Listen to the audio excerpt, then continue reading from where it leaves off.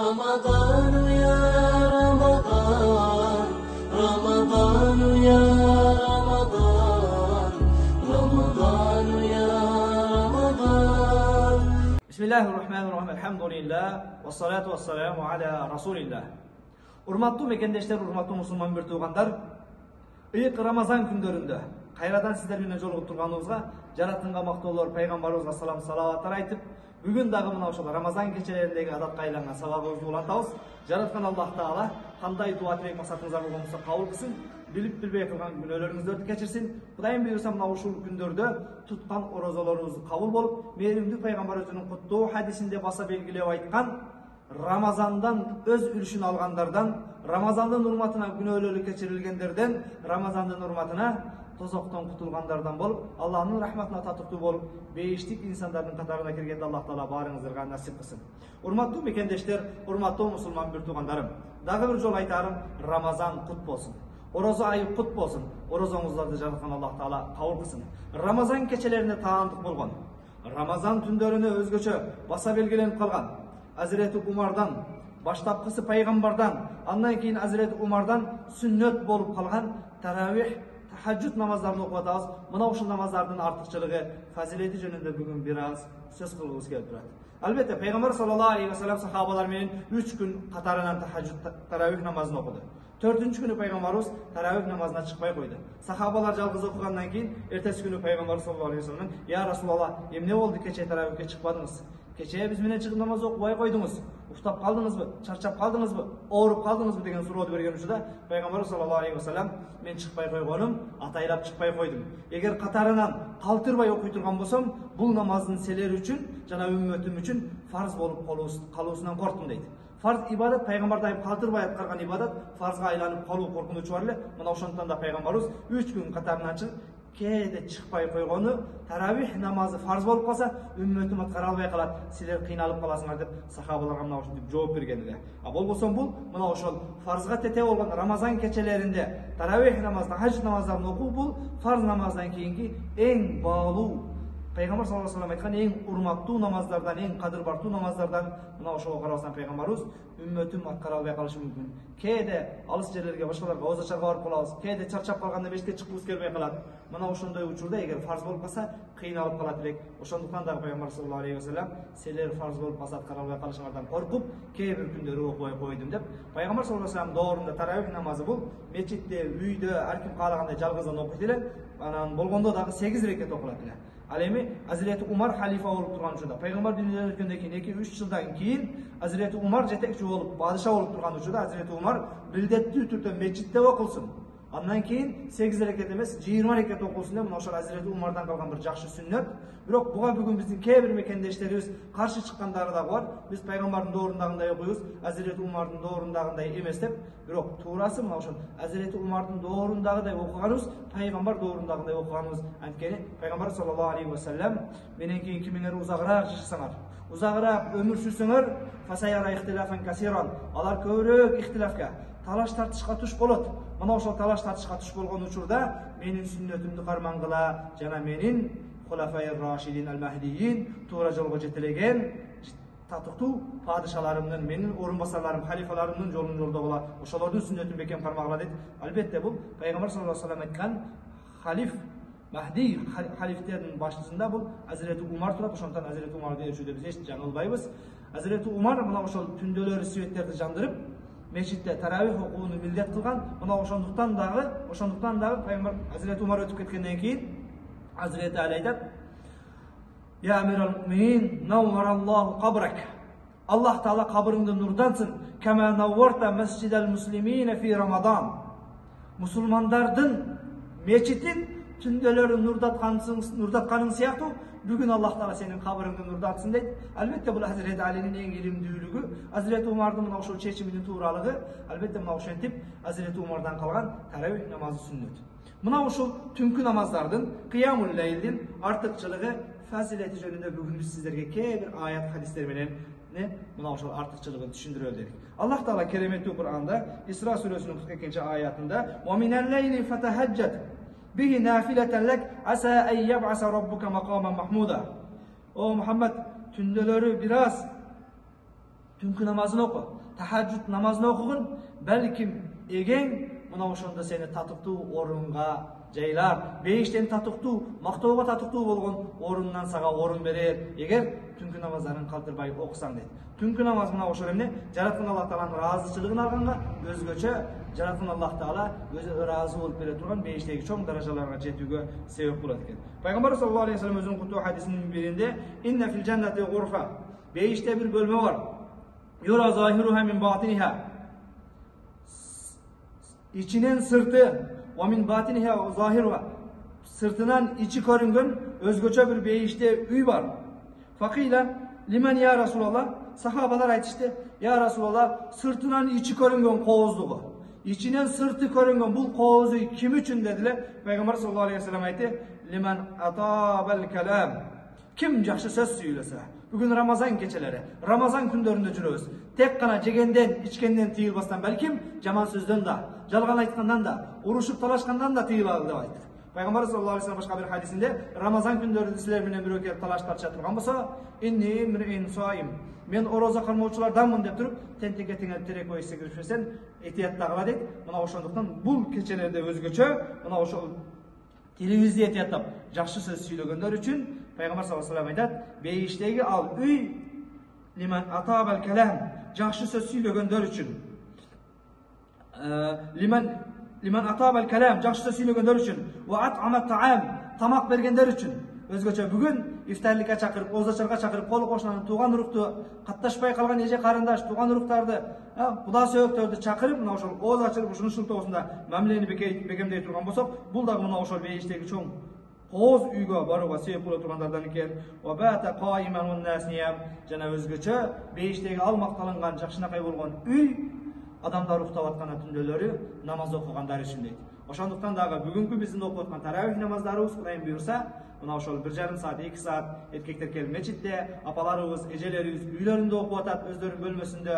Мына ошол иншаллах бейиштеги эң чоң даражалуу үйгө жетүүбүзгө себеп боло турган орозолордон экен.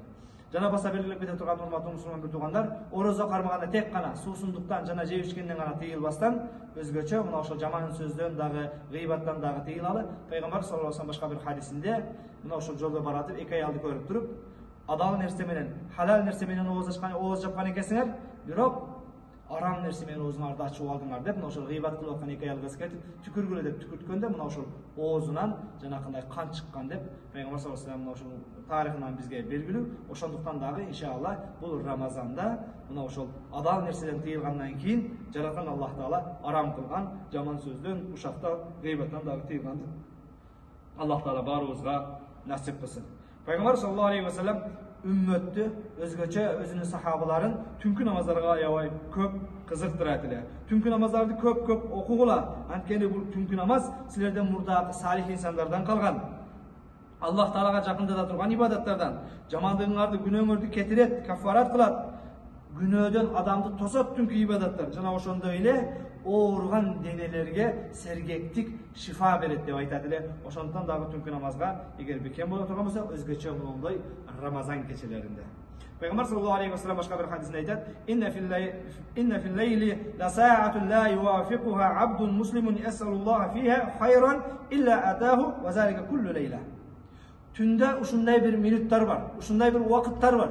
Кайсыл бир мусулмандын ошол убакыттагы суранган, тиленген дуасы ошол убакытка туура келсе, Аллах Таала сөзсүз сураганын жооп берет.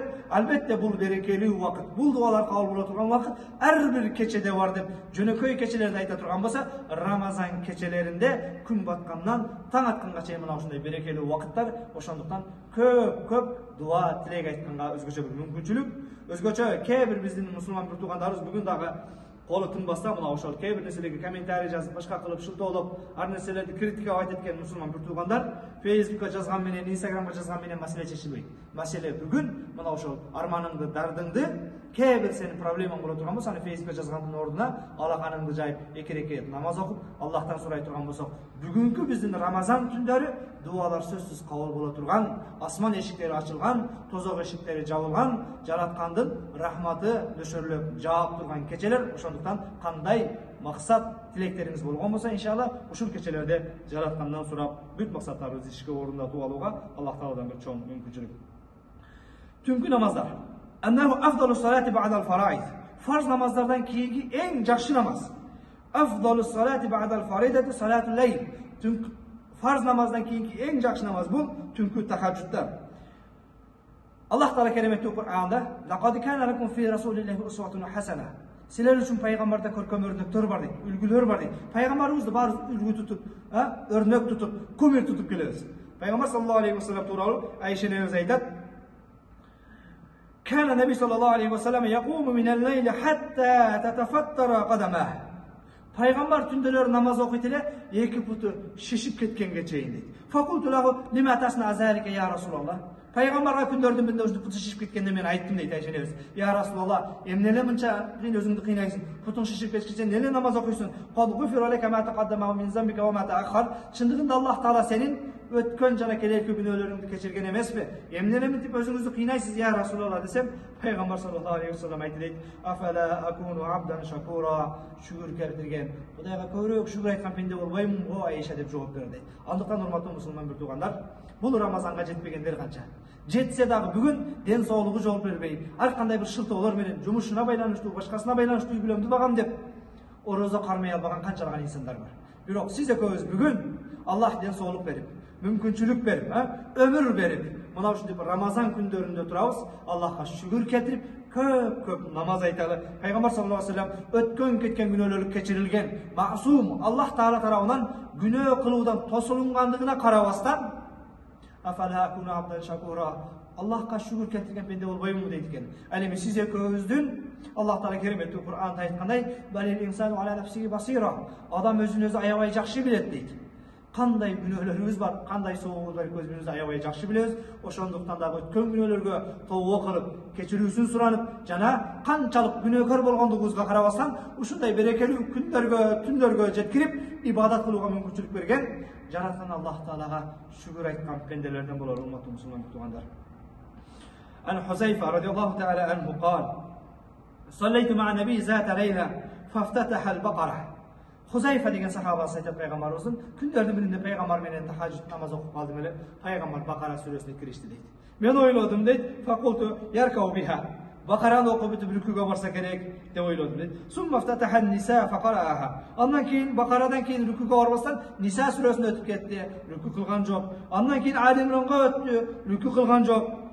Яқрау мутарассилан. Окуганда дагы өзгөчө берилип, аяттардын маанилерине токтоп окуп атты. Иза марра би аяти фиха тасбих саббах. Аллахны мактай турган аяттар келген үчүн Аллахны мактап атты. Ва иза марра би суал саала. Дуа аяттар келген үчүн Аллахтан дуа кылып жалбарып суранып атты. Ва иза марра би таавуз тааваза.